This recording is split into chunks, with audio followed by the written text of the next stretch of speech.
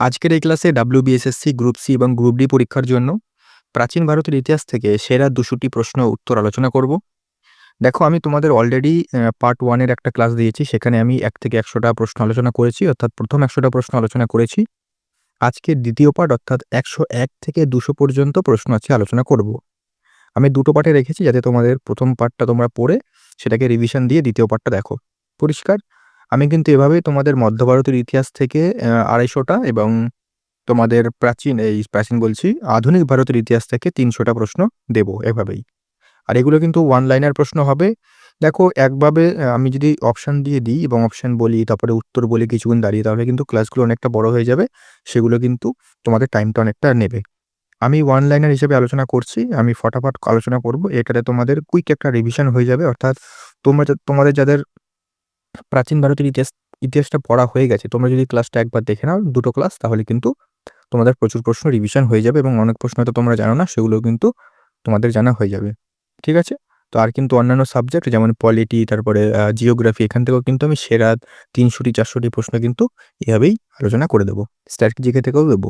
তাছাড়া আমাদের 1000+ স্ট্যাটিক জিকের যে সিরিজটা রয়েছে সেটা তোমরা ফলো করো। সেখানে কিন্তু অনেক ভিডিও দেওয়া রয়েছে এবং সেই ক্লাসগুলো কিন্তু প্রত্যেকটা ক্লাস গুরুত্বপূর্ণ। সেগুলো দেখলে তোমাদের কিন্তু স্ট্যাটিক জিকেটা পুরোটা কভার হয়ে যাবে।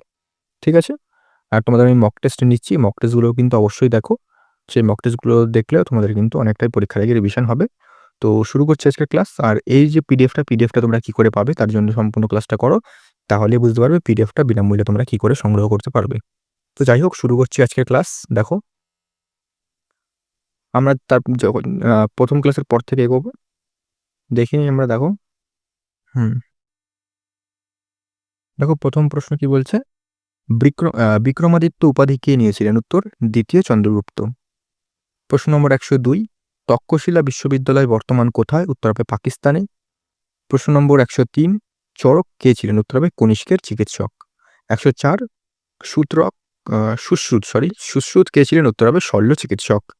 ১০৫, পঞ্চসিদ্ধান্তিকা কার লেখা? উত্তর বরাহমিহির। খুব গুরুত্বপূর্ণ একটা প্রশ্ন প্রাচীন ভারতের ইতিহাস থেকে। ১০৬, সূর্য সিদ্ধান্ত কার লেখা? উত্তর আর্যভট্ট। ১০৭, বৃহৎ সংহিতা কার লেখা বা কে লেখেন? উত্তর বরাহমিহির। এই যে প্রাচীন ভারতের যে প্রশ্নগুলো রয়েছে, মানে বইয়ের নামগুলো রয়েছে, এগুলো কিন্তু খুব গুরুত্বপূর্ণ। তোমরা প্রিভিয়াস ইয়ারের প্রশ্নপত্র উঠিয়ে দেখলে তোমরা কিন্তু দেখতে পারবে এই প্রশ্নগুলো কিন্তু এসছে। ঠিক আছে? নেক্সট চলে আসি আমরা। দেখো, হ্যাঁ, ১০৮ নম্বর প্রশ্ন, মহাবালিপুরম শহর কে প্রতিষ্ঠা করেন? উত্তর নরসিংহ বর্মন। ১০৯, এলিফ্যান্ট গুহা কোন বংশের কীর্তি? উত্তর হবে রাষ্ট্রকূট। সাঁচি স্তূপ কে নির্মাণ করেন? উত্তর অশোক। ১১১, অশোকের শিলালিপি প্রথম কে পাঠোদ্ধার করেন? উত্তর জেমস প্রিন্সেপ। ১৮৩৭ সালে। সালটাও কিন্তু গুরুত্বপূর্ণ, পরীক্ষায় আসে। ১১২, খাজুরাহো মন্দির কারা নির্মাণ করেন? উত্তর চন্দেল রাজারা। ১১৩, সূর্য মন্দির বা যে সূর্যের কোণার্ক মন্দির রয়েছে সেটা কে নির্মাণ করেন? উত্তর প্রথম নরসিংহদেব। পরবর্তী প্রশ্ন ১১৪, পুরীর জগন্নাথ মন্দির কে তৈরি করেন? উত্তর অনন্ত বর্মন। ঠিক আছে? তো এই প্রশ্নগুলো কিন্তু খুব গুরুত্বপূর্ণ। নেক্সট চলে আসি। দেখো, দেখো সেকেন্ড একটু নিচে নামিয়ে নিই। ঠিক আছে, দেখো ১১৫, তাঞ্জোরের রাজারাজেশ্বর মন্দির কে বানান? উত্তর প্রথম রাজা। ১১৬, দক্ষিণ ভারতের বৃদ্ধগঙ্গা কাকে বলা হয়? গোদাবরী। এটা ভূগোলেও দেয়, মানে ভূগোলের প্রশ্ন, তোমরা এটা কিন্তু অবশ্যই মনে রাখবে। ১১৭, চোল বংশের প্রতিষ্ঠাতা কে? উত্তর বিজয়লায়া। ১১৮, গঙ্গাইকোন্ডা চোল উপাধি কে নেন? উত্তর হবে প্রথম রাজেন্দ্র চোল। গঙ্গাইকোন্ডা চোলাপুরম নির্মাণ করেন। ১১৯, বিক্রমশীল উপাধি কার ছিল? উত্তর ধর্মপাল। ১২০, পাল বংশের শেষ রাজা কে? উত্তর গোবিন্দপাল। ১২১, মৎস্যান্যায় কোন রাজ্যের ইতিহাসে দেখা যায়? উত্তর হবে বাংলা। প্রত্যেকটা প্রশ্ন গুরুত্বপূর্ণ। পরবর্তী চলে আসি পরবর্তী সেটে, মানে পরবর্তী প্রশ্নগুলো। এক সেকেন্ড, একটুখানি এটা নিচে নামেন নি। ঠিক আছে, দেখো ১২২, পাল যুগে রচিত একটি কাব্যের নাম কি? উত্তর রামচরিত। ১২৩, কৈবর্ত বিদ্রোহ কার সময় হয়েছিল? উত্তর দ্বিতীয় মহীপাল। ১২৪, কৈবর্ত বিদ্রোহের নেতা কে ছিলেন? উত্তর হবে দিব্য বা দিব্যক। ১২৫, তরাইনের প্রথম যুদ্ধ কবে হয়? উত্তর হবে ১১৯১ খ্রিস্টাব্দ। ১২৬, তরাইনের দ্বিতীয় যুদ্ধ কবে হয়? ১১৯২ খ্রিস্টাব্দ। ১২৭, পৃথ্বীরাজ চৌহানকে কে পরাজিত করেন? উত্তর মোহাম্মদ ঘোরি। মোহাম্মদ ঘোরি। ১২৮, মৃচ্ছকটিকম নাটকের রচয়িতা কি? উত্তর শূদ্রক। নেক্সট, 129 মুদ্রা রাক্ষস কে রচনা করেন? উত্তর বিশাখ দত্ত। বিশাখ দত্ত, এই যে বিশাখ দত্ত, টাইপিংটা মিস্টেক হয়েছে। 130 রাজতরঙ্গিনী থেকে কোন স্থানের ইতিহাস জানা যায়? উত্তর হবে কাশ্মীর। 131 রাজতরঙ্গিনী কে রচনা করেন? উত্তর কলহন। 131 হলো না, এক সেকেন্ড, টু উপরে উঠিয়ে নিই। 132 কাদম্বরী কে রচনা করেন? উত্তর বাণভট্ট। 133 আর্যরা প্রথম লাহোর বলছি, আর্যরা প্রথম লোহার ব্যবহার কবে শিখে? উত্তর 1000 খ্রিস্টপূর্বাব্দ নাগাদ। 134 চতুরাশ্রমের প্রথম আশ্রমের নাম কি? উত্তর ব্রহ্মচর্য। 135 10,000 যুদ্ধ কোন নদীর তীরে হয়েছিল? উত্তর হবে রাবি। এটা পুরুষিনী হবে, ঠিক আছে? পুরুষিনী হবে, মানে রাবির এনশিয়েন্ট নেম যেটা সেটা পুরুষিনী ছিল, সেই জন্য রাবি বা পুরুষিনী অপশনে থাকলে সেটাই উত্তর হবে। নেক্সট প্রশ্নে যাওয়ার আগে তোমাদের বলে দিই, তোমরা আমাদের স্ট্র্যাটেজিকের যে নোটস আছে, ডিজিটাল নোটস বা ইবুক, সেটা তোমরা সংগ্রহ করতে পারবে। স্ট্র্যাটেজিকের আছে, তারপরে তোমাদের ইতিহাসের প্রাচীন ভারত, মধ্য ভারত এবং আধুনিক ভারতের ইতিহাস, ভূগোল, পলিটি, সমস্ত সাবজেক্টের কিন্তু ডিজিটাল নোটস অ্যাভেলেবেল। এখানে কিন্তু প্রত্যেকটা চ্যাপ্টার ভিত্তিক, মানে স্ট্র্যাটেজিকেও কিন্তু একদম টেবিল আকারে একদম প্রশ্ন উত্তর ভিত্তিক করা রয়েছে। সমস্ত টপিক কভার করা রয়েছে, একদম প্রিন্টেবল, সবকটাই প্রিন্টেবল, তোমরা প্রিন্ট করে করতে পারবে। সেখানে তোমাদের একদম বেশি পয়সা খরচা হবে না, সেভাবে কিন্তু বানানো হয়েছে। আর এই যে একটা তোমাদের এই যে ইবুকগুলো রয়েছে, এগুলো তোমরা আলাদা আলাদা নিতে পারো, অথবা কম্বোতে নিলে তোমরা কম দামে পেয়ে যাবে। আর এখানে কিন্তু এই বুকগুলো একদম প্রশ্ন উত্তর ওয়ান লাইনার দিয়ে, এক্সট্রা তথ্য দিয়ে, 4-5টা এক্সট্রা তথ্য দিয়ে সমস্ত কিছু কভার করা হয়েছে। এইগুলো নিলে তোমাদের প্রশ্ন উত্তর প্র্যাকটিস হবে, রিভিশন হবে, প্লাস তোমরা অনেক কিছু হয়তো জানো না, সেগুলো জানতে পারবে। প্রত্যেকটা কিন্তু একটা কিন্তু মেগা কম্বো। এটার জন্য তোমরা আমাকে এই নাম্বারে হোয়াটসঅ্যাপ করবে যারা নিতে ইচ্ছুক। তোমরা একটা নিতে পারো, বা কম্বোতে তোমরা নিয়ে এগুলো কিন্তু তাড়াতাড়ি রিভিশন দেওয়ার জন্য তৈরি করা হয়েছে। তোমরা কিন্তু রিভিশন দিতে পারো এগুলো দিয়ে, ঠিক আছে? তো চলে আসছি পরবর্তী প্রশ্নে। একটু বড় করে দিই, হ্যাঁ দেখি, দেখো 136 বৌদ্ধদের পবিত্র ধর্মগ্রন্থের নাম কি? উত্তর ত্রিপিটক। 137 প্রথম বৌদ্ধ সঙ্গীত কোথায় হয়েছিল? উত্তর রাজগৃহ। 138 কার সময় চতুর্থ বৌদ্ধ সঙ্গীত হয়? উত্তর কনিষ্ক। 139 হিনজান ও মহাযান কোন ধর্মের দুটি শাখা? উত্তর বৌদ্ধ। 140 শ্বেতাম্বর দিগম্বর কোন ধর্মের দুটি শাখা? উত্তর জৈন ধর্ম।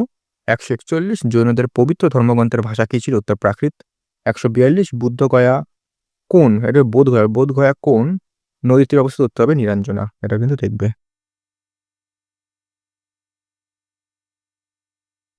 দেখো পরবর্তী প্রশ্ন 143 সারনাথের স্তূপ কে নির্মাণ করেন? উত্তর অশোক। 144 বিক্রম সংবৎ কবে থেকে শুরু হয়? উত্তর হবে 58 খ্রিস্টপূর্বাব্দ। 145 মিলিন্দ পানহ কার লেখা? উত্তর নাগসেন। 146 চরক সংহিতা কিসের ওপর লেখা বই? উত্তর চিকিৎসা শাস্ত্র। 147 সাতবাহন বংশের প্রতিষ্ঠাতা কে? উত্তর শিমুক। 148 সাতবাহন বংশের শ্রেষ্ঠ রাজা কে? উত্তর গৌতম পুত্র সাতকর্ণী। 149 নাসিক প্রশস্তি কে রচনা করেন? উত্তর গৌতমী বল্লশ্রী। দেখি পরবর্তী প্রশ্ন, দেখো 150 গুপ্ত যুগের সরকারি ভাষা কি ছিল? উত্তর সংস্কৃত। 151 লিচ্ছবি দৌহিত্র কারকে বলা হতো? উত্তর হবে সমুদ্রগুপ্ত। 152 কালিদাস কার সভাকবি ছিলেন? উত্তর দ্বিতীয় চন্দ্রগুপ্ত। 153 কাদম্বরী ছাড়া বাণভট্ট আর কি লিখেছেন? উত্তর হবে হর্ষচরিত। 154 মগধের প্রথম রাজধানী রাজগৃহ থেকে পাটলিপুত্রে কে নিয়ে যান? উত্তর হবে উদয়ন। 155 কনিষ্কের সভাকবি কে ছিলেন? উত্তর অশ্বঘোষ। 156 নাগার্জুন কে ছিলেন? উত্তরে বৌদ্ধ দার্শনিক কনিষ্কের সময়।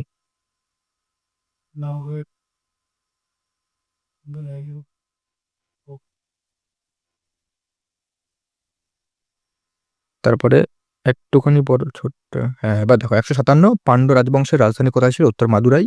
158 চোল বংশের শ্রেষ্ঠ রাজা কে? উত্তর প্রথম রাজেন্দ্র চোল। 159 নৌবাহিনীতে শ্রেষ্ঠ কারা ছিল? উত্তর চোল রাজারা। 160 স্থানীয় স্বায়ত্ত শাসন কোন বংশের বৈশিষ্ট্য ছিল? উত্তর চোল বংশ। 161 চালুক্য বংশের রাজধানী কোথায় ছিল? উত্তর বাতাপি।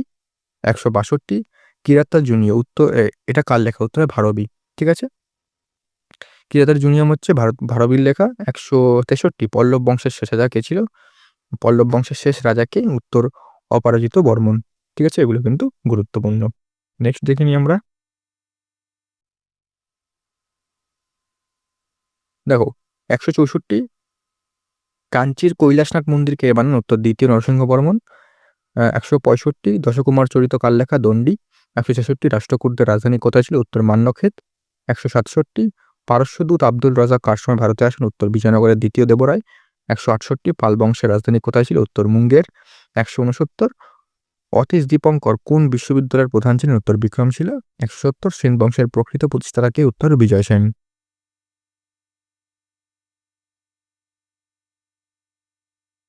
171 লক্ষণ সেনের রাজধানী কোথায় ছিল? উত্তর নদিয়ার লক্ষণাবতীতে ছিল।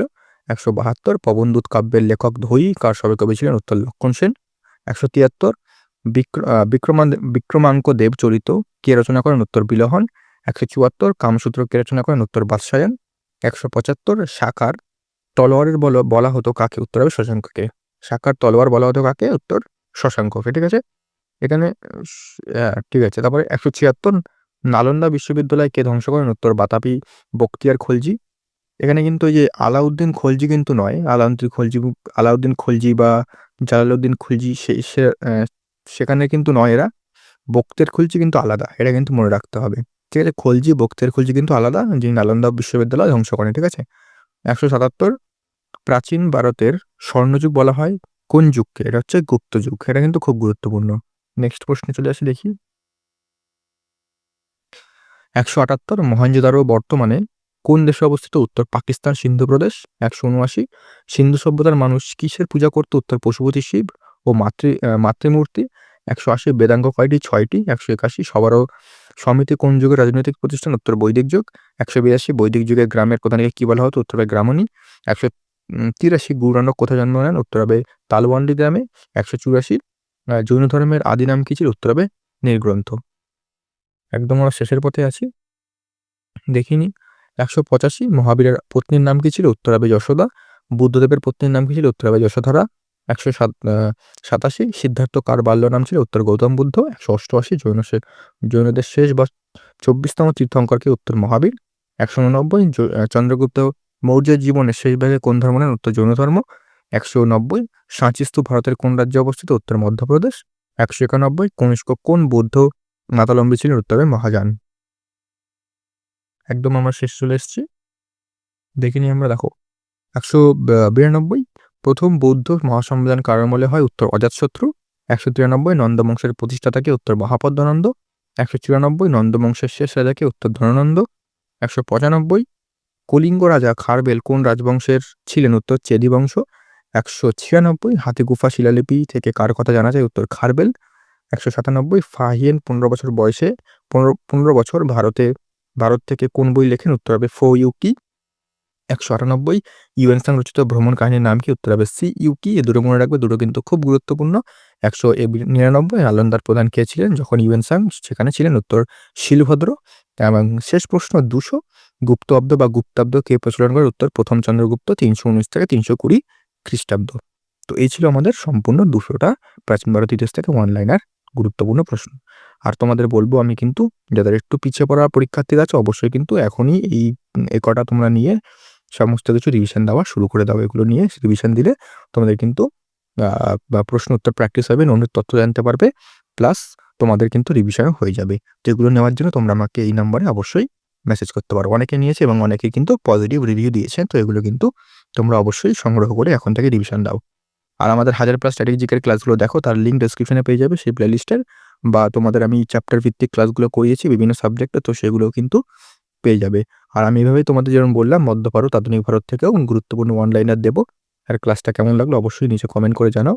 আর ভিডিওটা কিন্তু অবশ্যই বন্ধুদের মাঝে শেয়ার করো এবং সাবস্ক্রাইব করে রেখো, তাহলে কিন্তু পিডিএফগুলো তোমরা পেয়ে যাবে। দেখো এই ক্লাসের পিডিএফ তোমরা আমাদের টেলিগ্রামে জয়েন হয়ে যাও, সেখানে কিন্তু ক্লাসটা আপলোড হওয়ার 1 ঘন্টার মধ্যে সেখানে কিন্তু পিডিএফটা আপলোড করে দেওয়া হবে। পার্ট 1-এরও কিন্তু পিডিএফ যেখানে দেওয়া হয়েছে একইভাবে কিন্তু এই পিডিএফটা দেওয়া হবে। ঠিক আছে, তো দেখেন, তো আজকের জন্য এতটাই রাখলাম। দেখো 15 মিনিটও হলো না, 15 মিনিটে কিন্তু আমরা আলোচনা করে দিলাম 100টা প্রশ্ন।